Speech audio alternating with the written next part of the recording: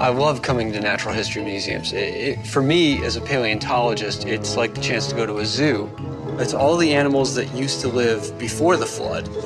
It's like a chance to step back in time.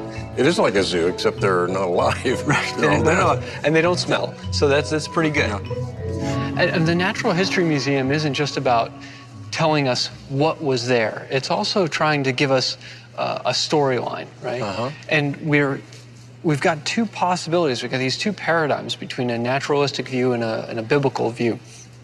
And all the natural history museums in the country, most of them around the world, all give you just one of those views, only giving you the naturalistic, old Earth view of the world. But these same data, this dinosaur, is able to be understood in an alternate paradigm. So when I'm thinking about these types of creatures, I'm thinking about a world that's right before the flood.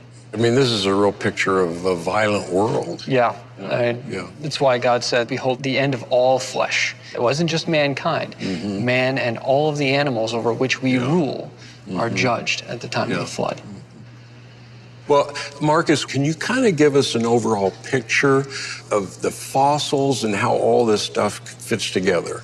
Yeah, fossils tend to be found in distinct layers where there are very, very large numbers that have been destroyed, untold billions. And so every time we see a layer of rock that's this thick, we're thinking about an event that probably took minutes to make, not thousands of years, minutes for just this one package of rock, sometimes even seconds, where these pulses of water from the flood are moving over the continents, grabbing ecosystems or dragging marine ones up from deeper in the ocean and pulling them onto land. And as one gets deposited and the waves come back, they start pulling and piling additional stuff on top of that. And it's a graveyard on top of a graveyard on top of a graveyard. It's the sort of thing that speaks to catastrophe, not the sort of thing where the fossil record is gradually accumulating bone by bone, shell by shell, little by little, over untold eons of time. So you're saying that we have these marine fossils all over, even on mountains? Yeah. You know, further back over in the museum, they've got sections with things like mosasaurs, these big swimming reptiles. Mosasaurs are globally distributed, and they're distributed on continents. So looking at these things, you're saying, what is it that has the power? What is it that has the capacity to take the marine world and throw it on top of the continents in such a violent and destructive manner? And the flood makes perfect sense for this. When we were in the Grand Canyon, we saw that great unconformity. And there were no fossils to speak of really below that. And then all of a sudden we start getting a lot. What does that say to you as a paleontologist? Well, the great unconformity is telling me that there's some sort of massive erosion and shearing that's happening across the continent. And then once we start getting to those nice sedimentary rocks that have all the wonderful fossils in them, the pattern starts to emerge. The ecosystem that has the first animals in it shows up very suddenly. In conventional paleontology, they call this the Cambrian explosion. It's the first appearance of a wide diversity of different types of marine animals. All of a sudden, you have this complex and whole ecosystem that shows up basically out of nowhere.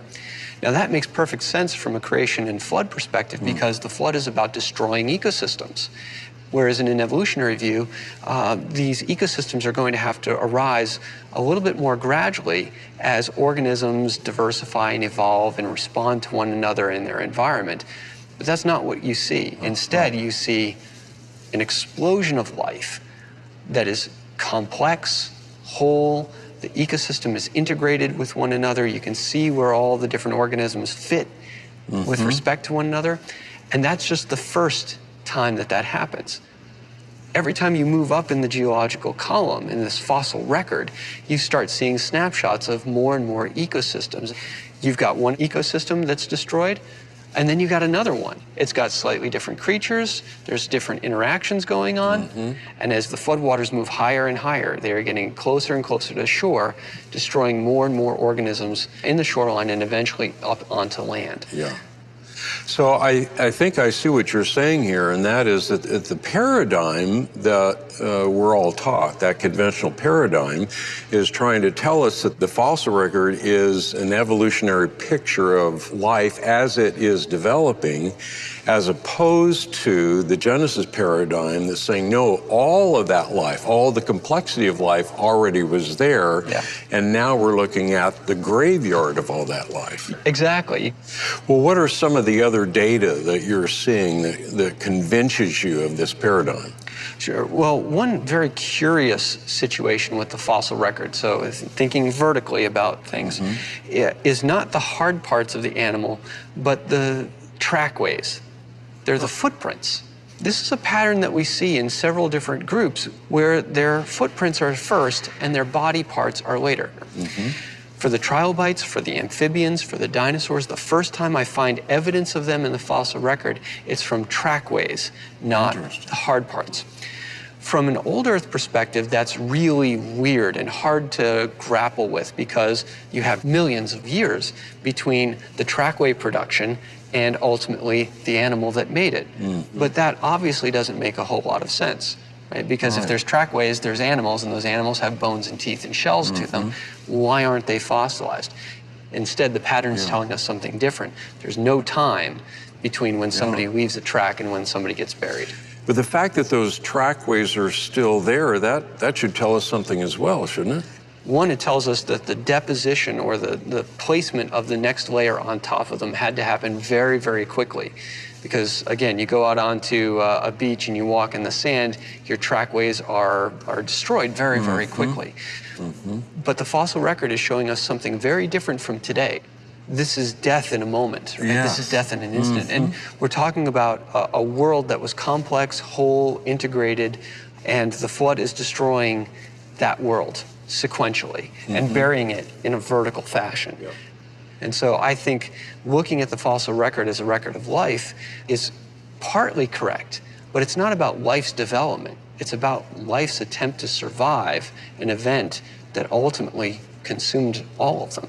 Well, that would make sense then, because when God was talking about destroying the earth with the flood, it wasn't just the destruction of human life, it was the destruction of all life. And so now the world we live in is, as you said, radically different than what that was before. Yeah, when we look at the T-Rex, when we look at the mosasaurs, when we look at all these animals as ferocious carnivores, and they really are, I mean, they're terrifying, but that's not what they were initially created to be.